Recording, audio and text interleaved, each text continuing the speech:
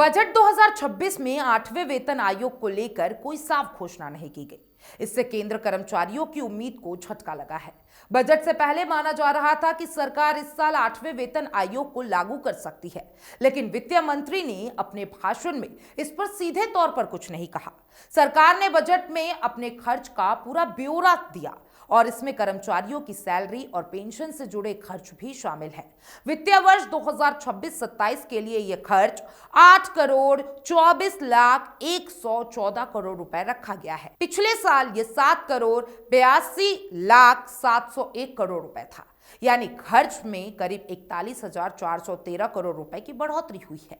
लेकिन विशेषज्ञों के अनुसार यह बढ़ोतरी बहुत ज्यादा नहीं है। अगर 8वां वेतन आयोग लागू होता तो खर्च में बहुत बड़ी बढ़ोतरी देखी जा सकती थी। यह बढ़ा हुआ पैसा नई भर्ती और महंगाई भत्ते में ही खर्च हो सकता है। इससे सैलरी बढ़ने की गुंजाइश कम लगती है। अब सरकार ने बजट में 8वें वेतन आयोग के लिए अलग से कोई पैसा नहीं रखा। इसी वजह से माना जा रहा है कि यह आयोग इस साल लागू नहीं होगा। देश में करीब 1.19 करोड़ केंद्रीय कर्मचारी और पेंशन भोगी है। सभी लोग सैलरी बढ़ने का इंतजार कर रहे हैं। महंगाई लगातार बढ़ रही है। इस कारण कर्मचारी फिटमेंट फैक्टर बढ़ने की मांग कर रहा है। अब सरकार ने 15 जनवरी 2025 को 8वें वेतन आयोग के गठन की घोषणा की थी, लेकिन इसके बाद काम बहुत धीरे आगे बढ़ा। करीब 10 महीने बाद 28 अक्टूबर 2025 को इसका गजट नोटिफिकेशन जारी हुआ। इस नोटिफिकेशन में कहा गया कि आयोग को रिपोर्ट देने के लिए 18 महीने मिलेंगे। अगर अक्टूबर 2025 से 18 महीने गिने जाए तो रिपोर्ट जुलाई 2027 तक आने की संभावना है और रिपोर्ट आने के बाद भी सैलरी बढ़ने में समय लगता है। सरकार को उस पर फैसला लेने में कुछ महीने लग सकते हैं। इसलिए सैलरी बढ़ोतरी का फायदा 2027 के मध्य या फिर 28 की शुरुआत में मिल सकता है।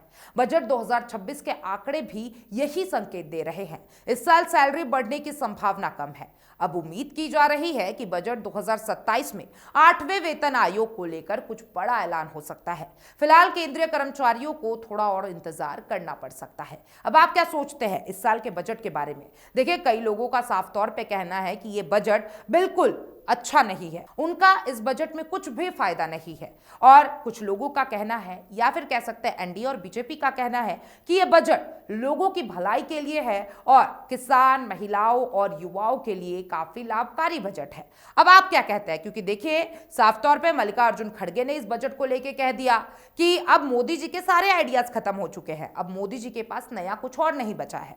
और जो भी लोग 8वें वेतन का इंतजार कर रहे थे, उनकी काफी उम्मीदें थी इस बजट को लेकर, लेकिन इस साल वो उम्मीद पूरी नहीं हो सकती है। और देखिए, जिस तरीके से 18 महीने का समय दिया गया है, अगर ये बजट सामने आ भी गया, लेकिन 2027 के जुलाई तक 18 महीने कंप्लीट होते हैं। अब आप क्या सोचते हैं 8वें वेतन के बारे में और इस बजट के बारे में?